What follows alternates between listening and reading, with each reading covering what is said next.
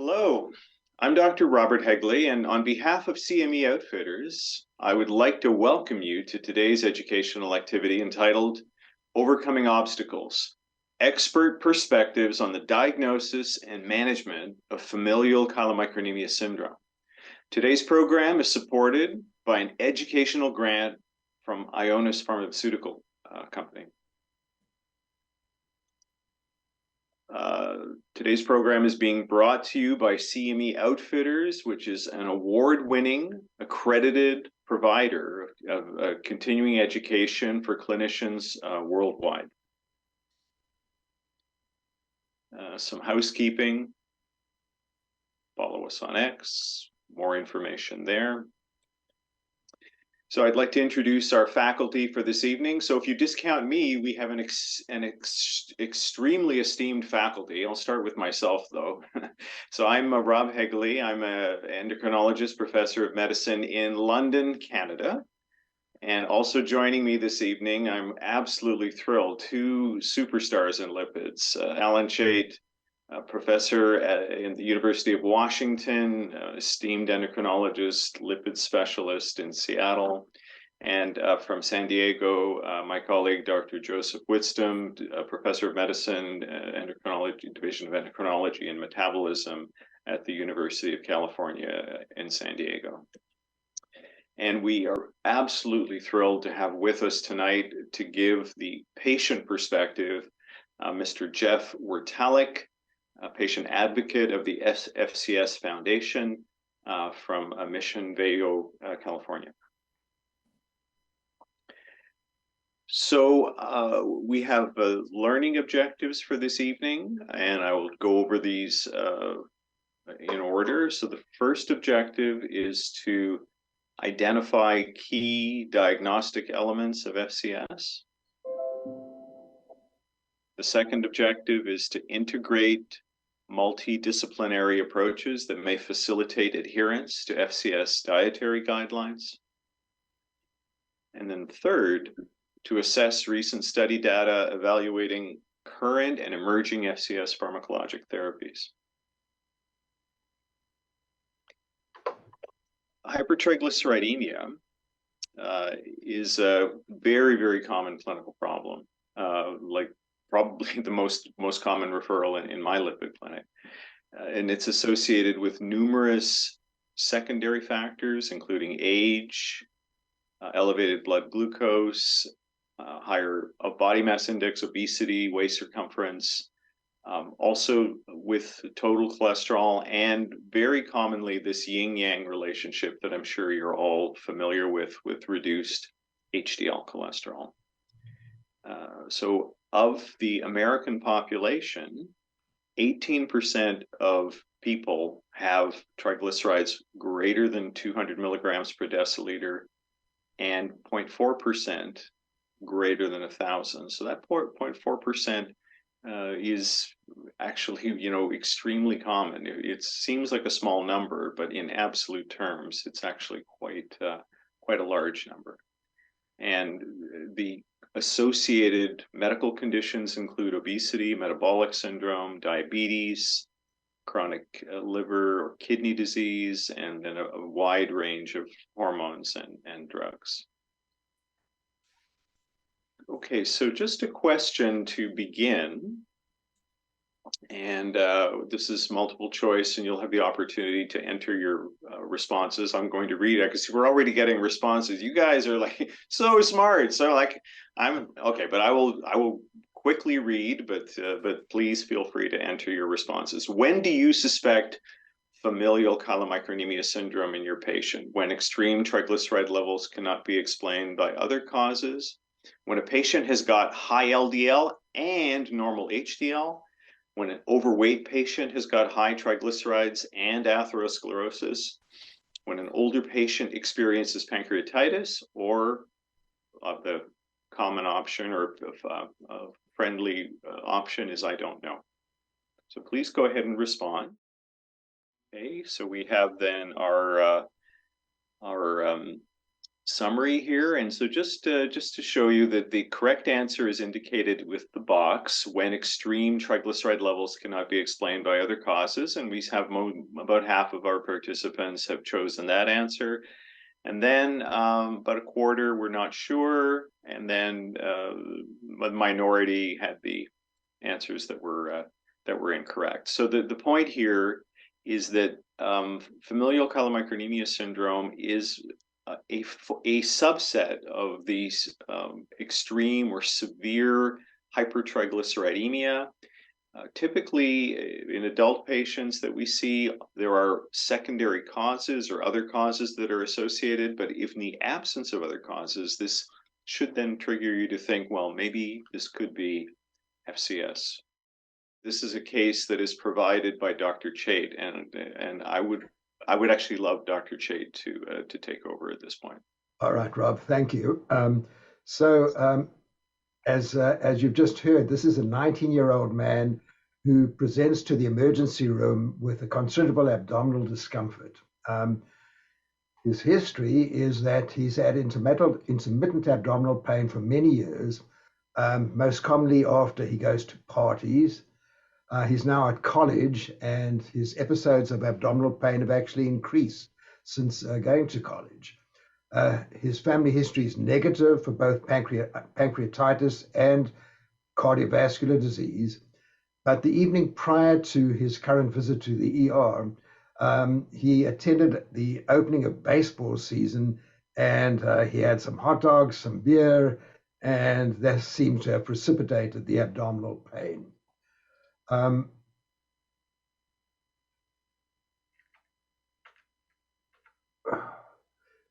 So on physical examination, he's 5'7". He's only weighs 120 pounds with a BMI of 18.8. He's got a slight fever. His pulse is 132, blood pressure, as you can see. And he's in considerable discomfort with general abdominal tenderness, but particularly marked tenderness in the upper quadrants. His labs, he's got a plasma triglyceride of 6,378 milligrams per deciliter. His cholesterol is relatively low when compared with his triglycerides.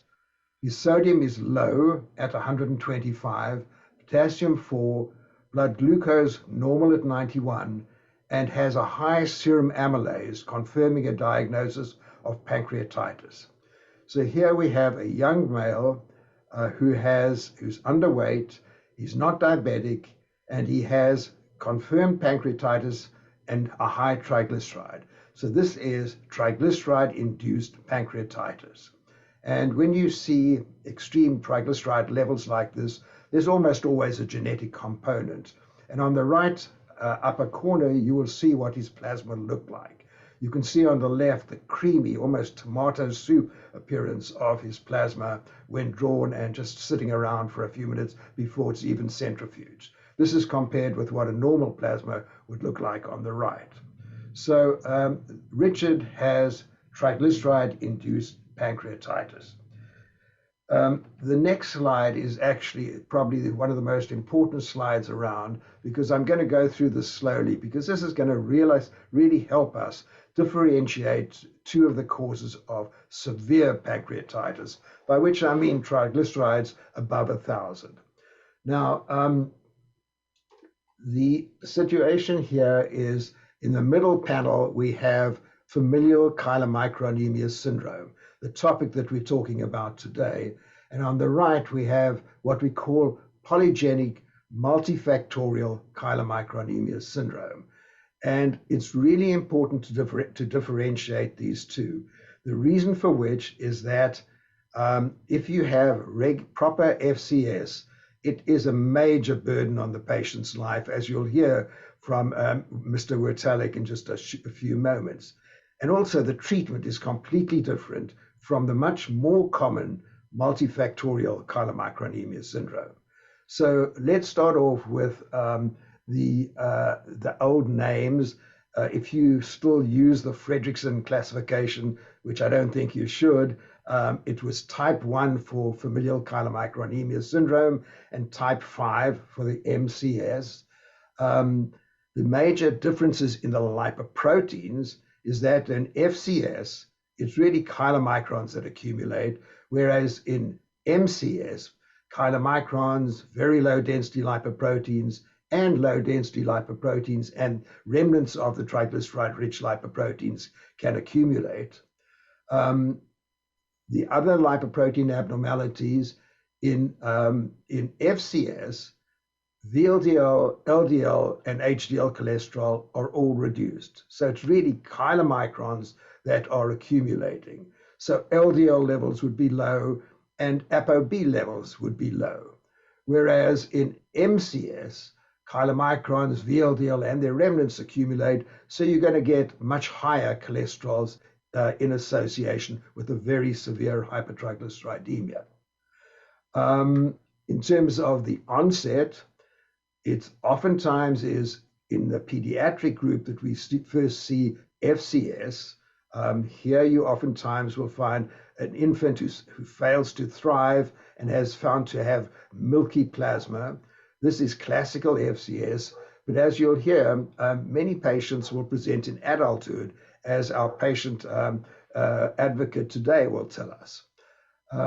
It's always in adulthood that you see the presentation of MCS. The prevalence, and this is truly important, the prevalence is about 1 in a million for MCS. For FCS, it's extremely rare, where it's about 1 to 405 to 500,000 for multifactorial chylomicronemia syndrome. In other words, it's even though rare, it's much more common than FCS. And this is really important because what the goal of this program today is to help you identify those rare cases of FCS that require preferential and special treatment. The genetics you're going to hear a lot more about from Dr. Hegley in just a moment, and I'm not going to say much more about it at this point in time. One other thing that's important to notice is a history of cardiovascular disease in the family. It's almost always absent in FCS and often present in MCS. Secondary factors are minimal or absent in FCS and are quite common in MCS, including factors such as those associated with the metabolic syndrome. The genetic causes Dr. Hegley will talk about, and the treatment, again, is quite different. And this will be discussed by Dr. Whitston as we progress with the program. So let's talk one other thing about differentiating the two. What I'm showing here is FCS in blue, MCS in red. And what you will see is that the individual patient with FCS has more pancreatitis and more episodes of multiple episodes of pancreatitis. Now you can see it's much higher in the blue bars than in the red bars. But remember, this is for an individual patient per patient. When you think about the prevalence of the diseases, MCS is so much more common that actually when you see a patient in the emergency room presenting with triglyceride-induced pancreatitis, it's much more likely to be due to MCS. Cardiovascular disease hardly occurs in FCS, and it does occur quite commonly in MCS. And as I've already alluded to, metabolic syndrome features are rare in FCS and much more common in MCS. But again, remember the difference in prevalence between the two disorders. And again, you will see much more common metabolic features in the multifactorial chylomicronemia syndrome. So at this point, I think it's time, I want to just give you one more slide, which I think will help in the clinical differentiation between these two disorders. So let's start off on the left side of this panel when you've got a patient who's got triglycerides above 1,000. This can be diagnosed at the time of just a routine blood examination or blood taken for any other disorders, such as a patient who's got diabetes, or as in the case that we're talking about today, when the patient comes to the emergency room with abdominal pain or pancreatitis. So what has been devised by a number of groups throughout the world are screening tools. And on the right, in the middle here, we see one such screening tool. This was devised in Europe, and it's a very interesting one. Basically, it gives 8 factors, listed 1 to 8, and gives a particular score for each individual factor. So, for example, if you've got a fasting triglyceride greater than 10 millimoles on 3 consecutive blood draws, that gives you a score of 5. There's a negative score. One of these is a negative score if you had a previous triglyceride of less than 2 millimoles, that's a negative score. And in terms of converting millimoles per liter to milligrams per deciliter, to make it simple, just divide by 100, or just multiply by 100. It's actually 88.6, but for practical purposes, 100 will get you the right answer. So let's add up the scores. When you have an individual patient, you've added up the scores. If you've got greater than 10, FCS is likely, very likely. If you've got less than 5, FCS is unlikely, very unlikely, and then in between. And then some other additional characteristics have been added to these screening tools. And for example, a low BMI, that would be another reason for having, for thinking more of FCS, and a low LDL cholesterol below 40 milligrams per deciliter. This too would give you the feeling of a low FCS. And then, if possible, once you've made a clinical diagnosis of FCS, then if you have the ability to do so, a genetic diagnosis is really the gold standard for confirming the diagnosis.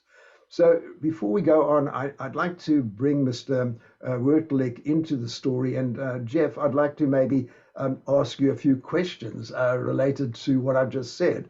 So how old were you when you were diagnosed with FCS? My diagnosis honestly didn't come until about 5 years ago. I And was by 42. looking at your gray beard, you're not 20 years old anymore, or No, 50. So it took many, many years to find someone who understood what I was going through. So you'd been complaining to doctors for a long time, but they hadn't come up with the correct diagnosis. Is that correct? Okay? I've had my gallbladder removed unnecessarily. Alcoholism was constantly thrown at myself and my wife, which was not an issue. Okay. And so how many misdiagnoses would you say you had before the correct diagnosis was made? At least 5 before I finally found a lipid specialist. Okay, fine. And how did they make the correct diagnosis? Was it on clinical grounds, or were you genetically tested? It was clinical grounds. He understood what I had been going through. I had even had the skin condition that is very common with FCS patients, which dermatologists just called an acute dermatitis. And I just presume hearing my story, he was able to. You're referring to eruptive xanthoma, I presume. Is that correct? Yes. And the usual site of that is on the buttocks. Is that where you had yours? I was fairly covered. Covered in them. Oftentimes it's confined to the buttocks, and in the clinic we often don't examine patients' buttocks, and we'll miss them. So a point of guidance for clinicians listening to this: when you have a patient with a high triglycerides, examine their buttocks. Okay, and Jeff, I alluded to the fact that people with FCS tend to have a lower BMI. Where do you fit in that scheme? Are you I'm a little more on the upper BMI, just genetically. All right, so you're a slightly unusual character for FCS. Correct. Do you have 6'5" and about 270 pounds. Oh wow. Okay. Do you have any secondary features, any other disorders, diabetes, any other conditions?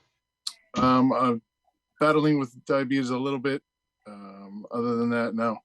Now, diabetes in people with FCS oftentimes is a result of multiple episodes of pancreatitis leading to pancreatic damage. Have you had pancreatitis, and if so, how often? Yes, until I was diagnosed, I had pancreatitis about 7 times, I believe. Okay, so it's quite possible Over, that your diabetes might be related to pancreatic damage. it's very Okay. possible. Anything else you'd like to tell us, Jeff, before we move on? It's just challenging to find a doctor who understands what you're going through. I live in New Jersey, and obviously being close to New York City, there are specialists all over. And still, it took me until I was 42 years old to get a proper diagnosis. I hear many things in different FCS groups that I'm in where people just don't know where to turn. They're asking other patients for help, which is not the best clinical assistance you can get. So it's very, very challenging in many parts of the country and other countries as well. Well, I guess that's the purpose of this CME program, is to try and make people understand really what the disorder is, how to diagnose it, and as we'll hear towards the end, how to treat it. So at this point, I think it would be important to talk about the genetic diagnosis. And Dr. Hegley, who's really one of the world's experts on diagnosis of FCS and other genetic disorders of lipoprotein metabolism. Rob, over to you. Great. Well, thank you very much, Alan, and thank you, Jeff. That was very, very informative. You know, to hear the details of your own story. So we actually see that there are patients like yourself for sure in the cohorts of familial chylomicronemia syndrome who make it quite far into adulthood, and then when we do the genetic testing, they've got two alleles. So the first thing is that on the genetic basis, familial chylomicronemia syndrome, it is a biallelic condition. So this is now the current term of art for, we used to say homozygous. Maybe that's something you might be more familiar with from your like medical school genetics, or autosomal recessive. So but the point is biallelic. So that's now what at least the genetics community is using. So it means 2 alleles. So like being a heterozygote, having 1 copy. Now, sometimes that's enough to then drive your triglycerides over 1,000, but we find that the heterozygotes are more represented in the multifactorial chylomicronemia syndrome. And also heterozygotes are more common in society in general. But the heterozygosity impairs you, and then there's a secondary factor on top, and then the triglycerides go really high. So in true, you know, pure wool FCS, it's a biallelic disorder where in fact it's one of these 5 genes.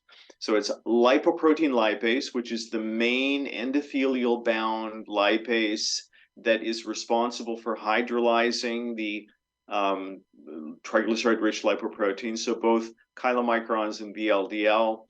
But you know, the blockade is so severe that in fact that first step, the chylomicrons from the diet, you know, cannot be broken down, and so there's very little substrate later on for the liver to make VLDL. So the blockade, when you have complete lipoprotein lipase deficiency, this is like, you may then remember that term like Fredrickson type 1 or LPL deficiency. So that causes the accumulation of chylomicrons, and then everything else downstream, which requires, you know, processing and remodeling and then reuptake by the liver and then putting back out by the liver and as VLDL. So that's all compromised because this initial blockade is so severe, because both alleles are non-functional.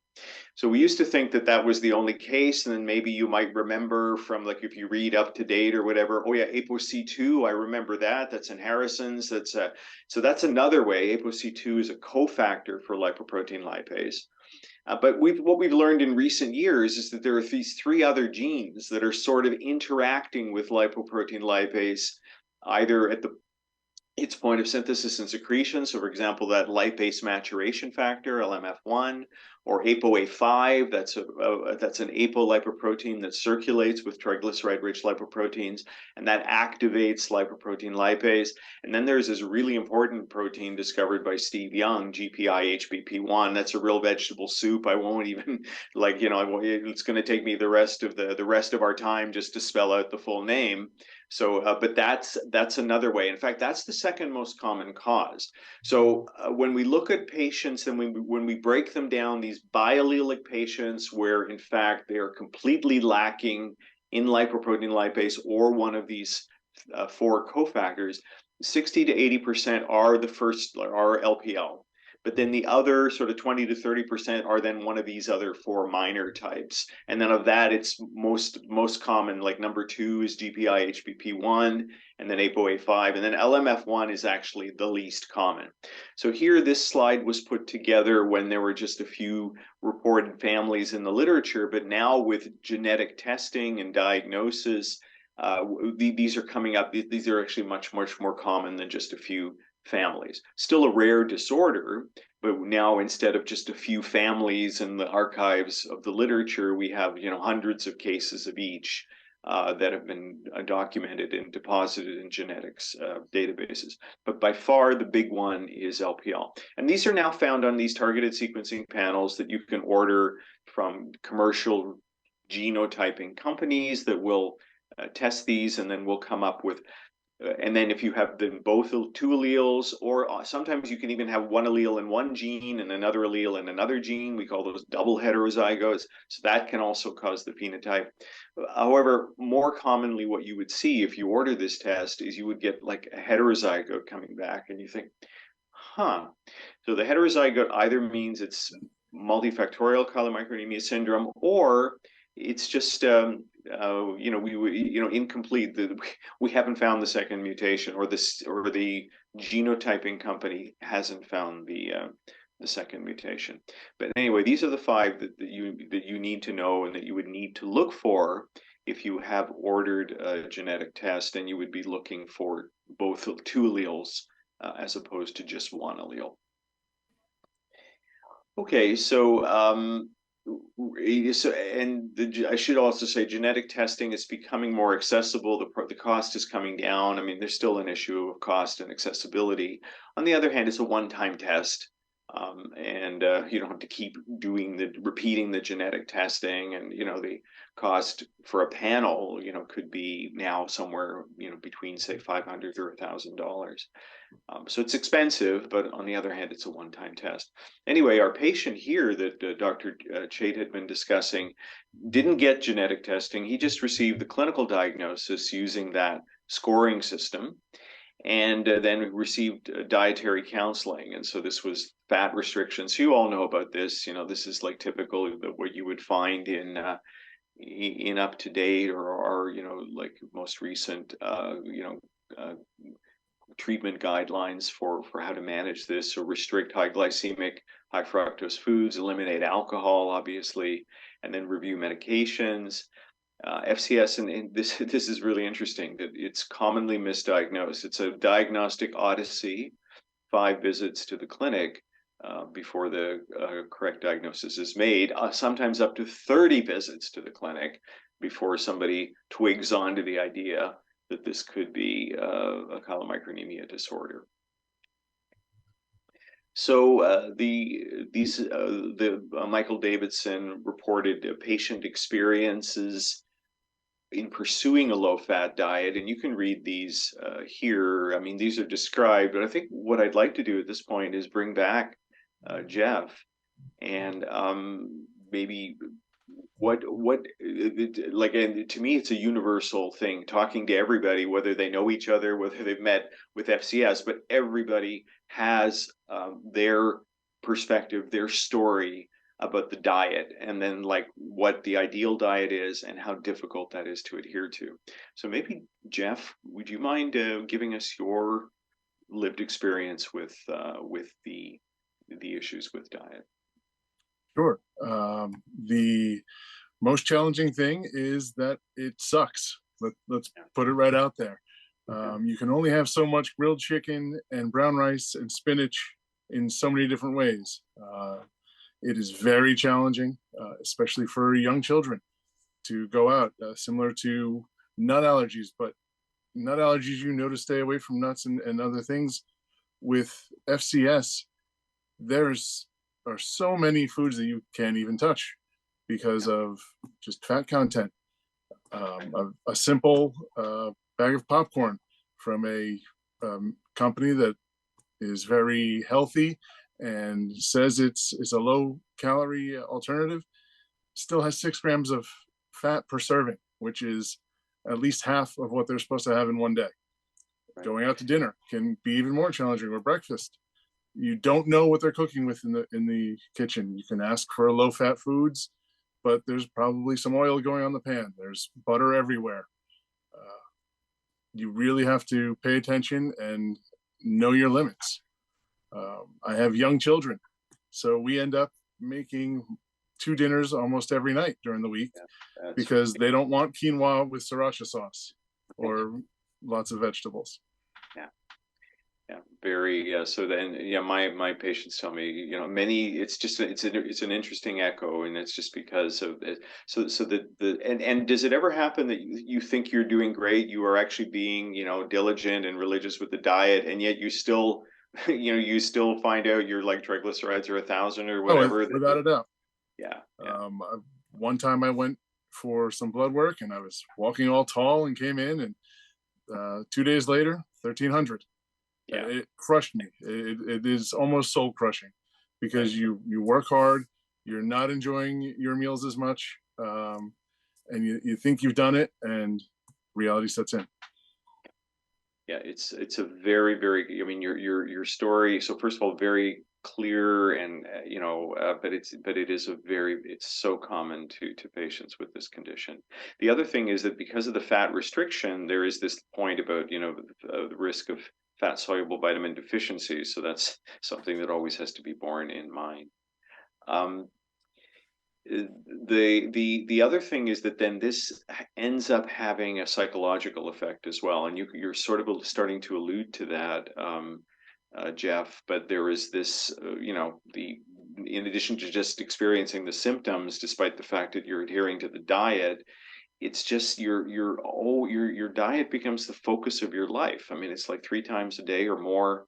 And then this survey from Mike Davidson showed an impact on employment and emotional well-being. You can sense that well-being and social relationships. So financial stresses. So many healthy foods, MCT oil, which is a somewhat viable alternative for some people. It's very expensive. Right. Right. So just further along that line. So is that something at least that kind of breaks the monotony for you if you have MCT oil, or is that like what have you found with the medium chain triglyceride oil? It seems to help a little bit. It's not something you have all the time. Even in the winter, I'm outside on the grill, not trying to cook in a pan or so trying to stay very focused. For me, at least, I have to be extremely diligent in my eating to have high triglycerides. Yes. And that's really one of the biggest challenges, is you struggle to be high. Right. Not even good. Yeah. So, we can, the triglycerides can still run relatively high for an average person, like even like 500. You're out of the risk of pancreatitis. But it's still, and it's a focus. Your life revolves around it. I think that's the So we want to get to treatment really soon, but I did, I think that your perspective is so valuable. So here, the ideal approach, it would be a multidisciplinary team where, in fact, we have like a dietitian who's familiar with the low-fat diet, and then the lipidologist who can like weigh in with possible pharmacologic treatments. The family doc or the primary care provider who's there on the front line, psychologist or counselor sometimes that in fact these issues with depression, eating disorders are, as you can imagine, I mean, would be common, and then other specialists. Yes, the psychological component has become more prevalent from what I can see online and just talking to people. Yeah, for sure. So living with FCS, there's not a one size food plan. But by the way, when so do you count grams of fat? So you're doing the sort of like, I'm guessing maybe you're sort of 15 or 20 grams or less than that. I'm fortunate I can sit around 20 without having crazy issues. So Right. I have a little bit more flexibility, but it's still not all that much. No, it's not. When you consider the average American diet, it would be like 80 grams or more, 100 grams, Right. and it's like, yeah. So yeah, so it is a big sacrifice, and it does, it does really change the focus of your life. So we want to establish, obviously, in an ideal world, a collaborative team and develop an individualized treatment plan, and then promote a healthy weight. And all of these, I don't want to call them platitudes. These are all really true aspects of living with FCS. Make a list of favorite foods. There's sometimes, and then get to the root of what fuels your cravings, and then FCS friendly versions of foods. So there are strategies, and in fact, some lipid clinics actually do have this, and hopefully now with social networking and the internet, that in fact some of the tips and tricks that are used in clinics can become more widely known. So we want to like empower people to control and individualize their diet, and that would then at least help with long-term adherence. Does any of this ring true, or are there anything that this brings to mind, Jeff? This Oh, points on this slide. definitely. And the sad thing is, on paper, it looks great. Saying it Yeah, sounds phenomenal. Executing long term is challenging.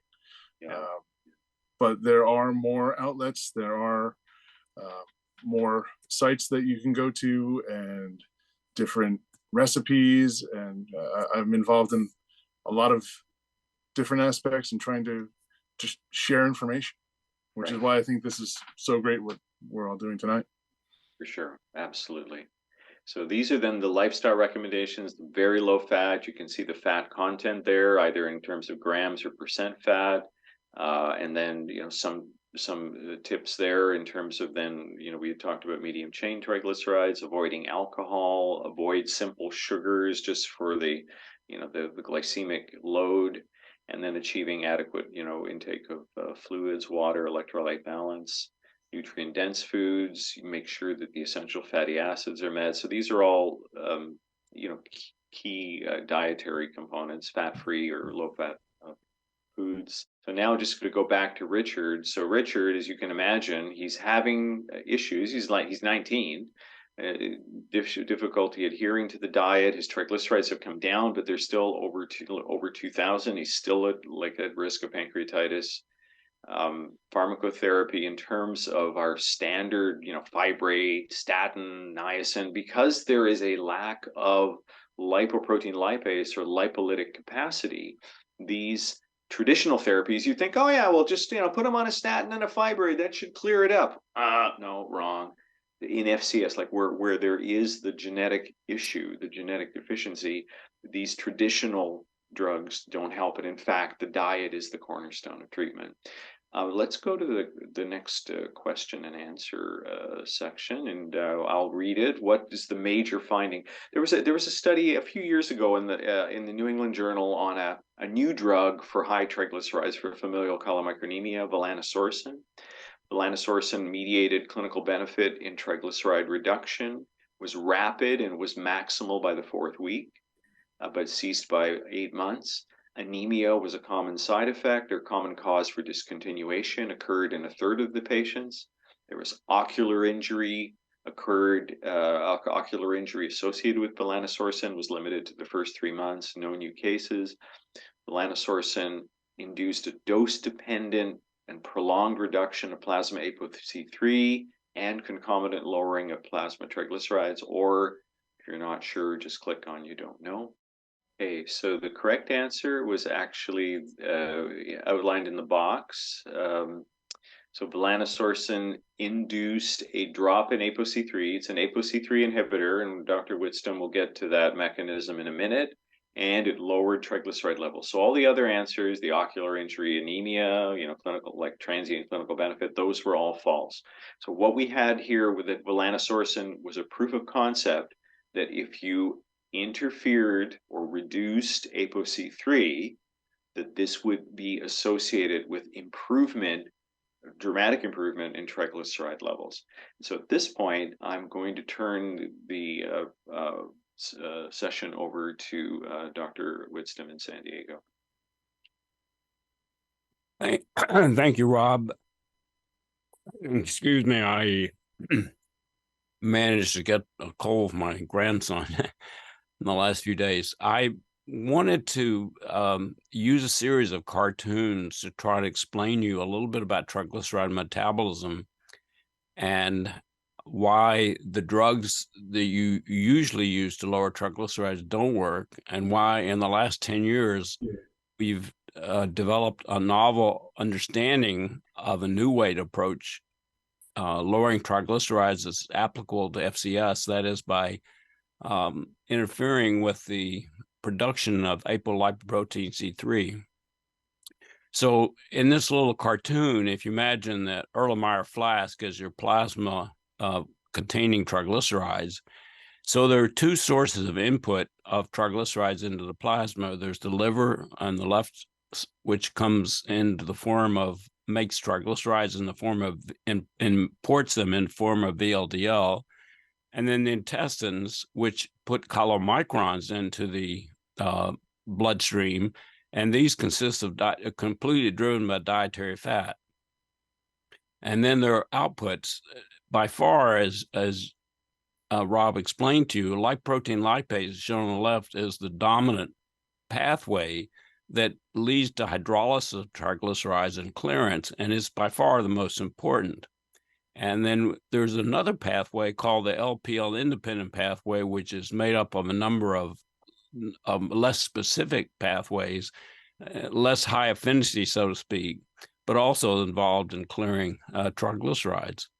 Now, the important point to note is that if you, and the reason that chylomicron restricted fat diets work is when you restrict fat in the diet, you remove chylomicron input into plasma, and that's a major source of triglyceride input into the plasma. And to date, it's the only effective form of therapy. And as Rob explained, all of the other drugs we use for hypertriglyceridemia primarily depend on having LPL dependent clearance, and you need active lipoprotein lipase. So one of the things that the last 10 years of history and extensive research has taught us is that an apolipoprotein called ApoC3, which is made primarily in the liver, and it enters into the plasma on VLDL, or it comes from the gut in form of chylomicrons. It was noticed that the ApoC3 levels and triglyceride levels correlated very highly. And then it was shown in animal experiments that if you inhibited ApoC3, you inhibited, you lower triglycerides, and it was directly shown that the mechanism is that ApoC3 actually inhibits lipoprotein lipase activity. The lanosorsen is an antisense drug that's oligonucleotides that are injected into the blood, and they go to the liver, and then they bind to the RNA that is responsible for ApoC3 production. And as a result, it causes degradation of the ApoC3 messenger RNA and therefore a decrease of ApoC3 production. And it was theorized, therefore, that if you inhibited ApoC3 and lowered plasma levels of ApoC3, you would, in fact, remove that inhibition on lipoprotein lipase, and therefore you would lower triglycerides. And this was shown in a study that was published over 10 years ago now, and it was shown that, in fact, in studies in rodents and non-human primates and humans, that the antisense-mediated inhibition of ApoC3 messenger RNA in the liver, in fact, lowered plasma triglycerides. And so this was a groundbreaking observation that for the first time provided a very novel way to lower triglycerides. Well, FCS, as we said, as Rob explained to you, is primarily due to inhibition of lipoprotein lipase activity. So in thinking about using the lanosorsen in FCS, the paradigm was saying if you inhibit ApoC3, you might reason that it would be not helpful, because after all, I just said that ApoC3 inhibited lipoprotein lipase, but lipoprotein activity is absolutely absent in patients who have FCS. So why would you consider using volanesorsen to inhibit ApoC3 in these patients? Well, it turns out that in the literature, there was evidence that lipoprotein lipase was also independent clearance. That is, some of these other pathways shown on the right side of this cartoon might also be dependent on ApoC3. And actually, some of that data was 10 years old, but everybody had discounted that because it had been determined in mice. But the scientists at Ionis and the clinician thought, if ever there was a way to test whether or not ApoC3 inhibition worked on the LPL independent pathway, it would be in patients who didn't have LPL to begin with, as you can see. And so what you can see is that a study was done, a pilot study in 3 patients who had genetically shown deletion of LPL activity, and remarkably, there was a very dramatic reduction in the triglyceride levels, proving that the LPL independent pathway was important too. And you can see that the study, which is published in the New England Journal, only had 3 patients and therefore represented novel biology. Well, this was repeated a number of years later using a larger number of FCS patients, 66. And again, it confirmed the results, showing that there was a 71% reduction in triglycerides, and these triglycerides were very high to begin with. So this really, for the first time, points out the potential therapy and a potential novel therapy for treating FCS patients, lowering triglycerides below a value that would result in pancreatitis. So you can see that the lessons that we learned are that ApoC3 inhibits both LPL-dependent clearance as well as LPL-independent clearance, and therefore its central regulator of triglyceride levels, and inhibition of ApoC3 with a drug like volanesorsen should be applicable to lowering triglyceride of any etiology, but especially pertinent to our conference for patients with FCS. The volanesorsen was just to quickly point out that in an open label extension study in which there were patients both with FCS as well as multifactorial chylomicronemia syndrome, it was effective in lowering in a real life situation, not even in a clinical trial, but here you can see where patients were doing it and it was producing very dramatic reductions. Now, volanesorsen has actually been approved in Europe, but it was not approved in America because there were some side effects, such as thrombocytopenia, that made it less desirable. And so what's been done was to take this antisense and to put a molecule of galactosamine on it, attached to it, and the galactosamine actually binds to a receptor on the liver called the asialoglycoprotein receptor, which is present in a high concentration, and it binds and internalizes the antisense, and then the ligand, the antisense is cleaved off, and then it can go into the liver cells and go into the nucleus, where it can inhibit the production of the ApoC3 protein. And the importance is because it's targeted directly to the liver, much lower doses can be used. And now it's been widely confirmed that when doing this, the much lower doses that still achieve the ApoC3 lowering also reduce the side effects to a very tolerable level. And this is just this new drug, which is called olezarsen. You can see it causes a dose-dependent decrease in patients with hypertriglyceridemia. And the good news is that it has just been tested in a phase 3 trial of patients with FCS. And although all the results are not yet in, it was reported at the American Heart Association that the very important benefit of lowering triglycerides is that it actually reduced the number of new cases of acute pancreatitis.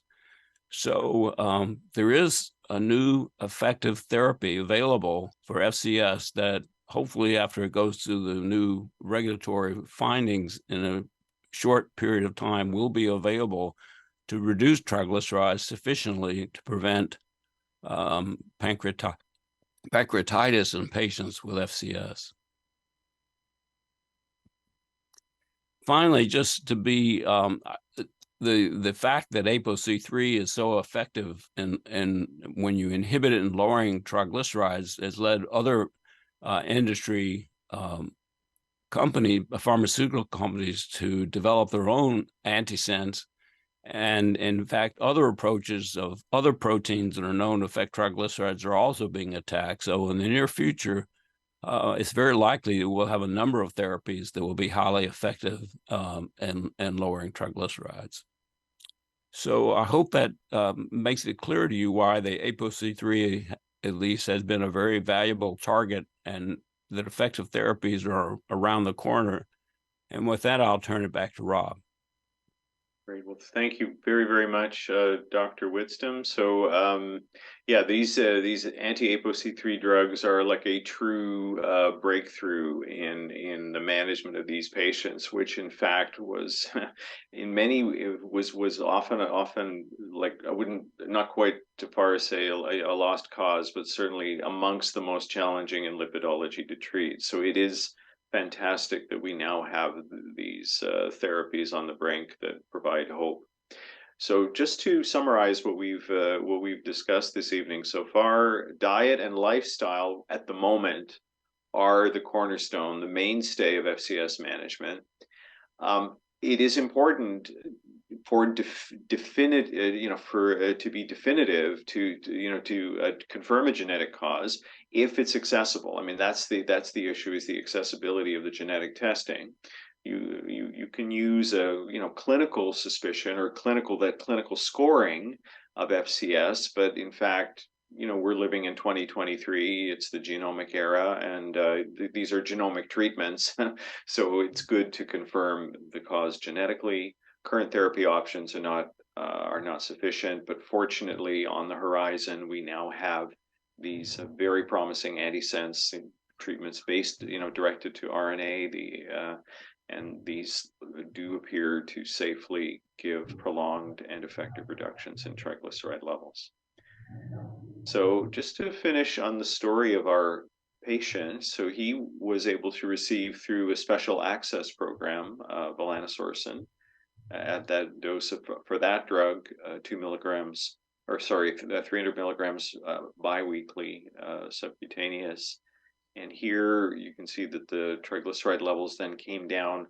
So really, if you think he started at 6,000 and then with lifestyle was around 2,500, so there was a further 50 to 60% reduction. Cholesterol is never an issue, as it is typically not with these patients, but definitely was in a much better place with his triglycerides. Some challenging clinical challenges, fatigue, GI disturbances, social issues. So the SMART goals, we are specific, measurable, attainable, relevant, timely. See that patients with severe hypertriglyceridemia receive genetic screening if accessible.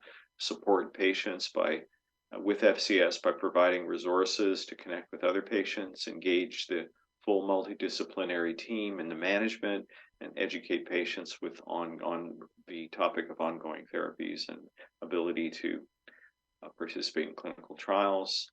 I think we're now in the question and answer session. We do have a few minutes for questions, and I'm seeing that we have some coming in, so I'm going to open that up, and I'll ask my colleagues to be on standby. So the first question, is a clinical diagnosis of FCS sufficient, or do you need the genetic test to treat? So what do you think, Alan? Obviously, if the genetic test is available, it's very useful. But as you've already alluded to, it oftentimes isn't. And therefore, if you can make a diagnosis on clinical grounds, you've got the current type of tool that I mentioned to you, and there are new tools being developed, as you know, Rob, specifically for North American populations. So I think if the patient fits the criteria clinically, you don't have to have the genetic testing. Yeah. And then, yeah, I totally agree. We have a new scoring system for North America that should be published hopefully next year. Does the negative panel, so if the genetic testing is negative, but the clinical score is positive, does that still mean FCS? So I would say, yes. I mean, a lot of it then depends on the issues of what a third party payer then would consider. But you can certainly say there would be a term of, indeterminate genetic testing, but clinically consistent with FCS. So I would say, there's the wording that would fit that. Another question, will the antisense drugs benefit patients with non-FCS, and should we suggest? So Joe, what do you think with the non-FCS, so the multifactorial chylomicronemia, do you think we would get just as much benefit with the targeting ApoC3?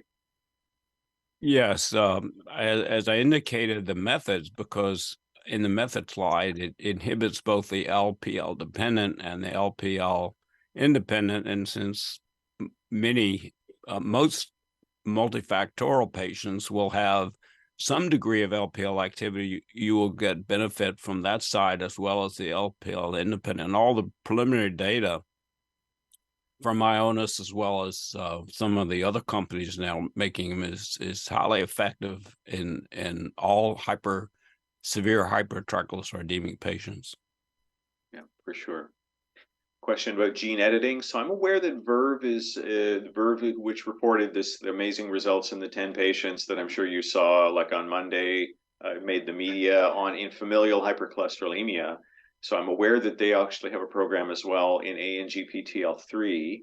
And I think there is also an interest in several of these gene editing companies on ApoC3 as a target, but it's very, very, very early days for that. Question for Jeff, are you currently taking, in addition to your diet, are you taking any medications for your triglycerides? I am. I am taking the fenofibrate and Vascepa along with a small statin. Nothing's giving any adverse effects, so my doctor feels if it's not hurting, at least hopefully can help a little bit. So thank you for that. And then along those lines, so what do you think? So the Vascepa, the marine fatty acids, omega-3, Alan, what do you think about FCS patients receiving those? What's the current thinking? Yeah, I don't think they should receive them. I mean, marine fatty acids are fatty acids. They're absorbed in chylomicrons. They form chylomicrons. It just doesn't make sense for them to get it. However, one's got to consider the possibility of essential fatty acid deficiency. So one needs to get a small amount of essential fatty acids from polyunsaturated fatty acids, but I wouldn't recommend marine oils as a therapy to bring triglycerides down in FCS because they don't work. Yeah. And anyway, final question about the approval status of elanesorsen not approved by FDA, olezarsen will be considered by the FDA. So we're sorry we didn't get to every single question, but we got to most of them.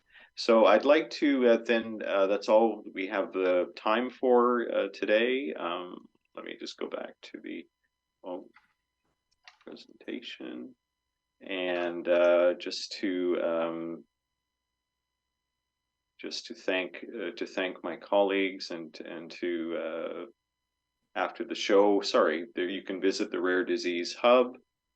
And there are free resources and activities. So there's the website there for you to visit. And to receive the CME credits for this, you have to complete the post-test and evaluation online and click on the Request Credit tab to complete the process and to get your certificate. And I would like to sincerely thank everybody. So to thank Dr. Chait, Dr. Whitstam, Jeff Wertalik, our patient representative, and to thank the people that organized this and the sponsor, and to thank all of you for attending. And hopefully you have enjoyed it as much as we have. So thanks very much, everybody.